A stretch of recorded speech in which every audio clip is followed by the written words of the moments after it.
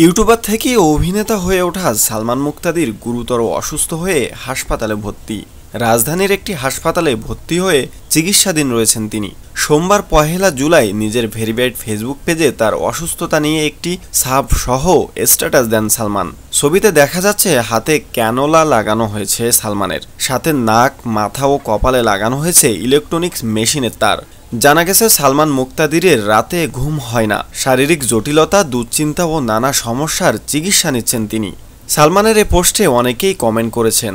অনেকেই বলছেন তিনি অসুস্থ নন, বরং হাসপাতালের প্রমোশন করছেন। প্রসঙ্গত, গত বছর ৩০ এপ্রিল ভালোবেসে দিশা ইসলামকে বিয়ে করেন সালমান। ক্যামেরার সামনে বিয়ের পর তাদের সুখী দম্পতি হিসেবেই দেখা যায়। হঠাৎ নিজের শারীরিক জটিলতা ও ঘুমের সমস্যা জানান দিলেন এই ইউটিউবার।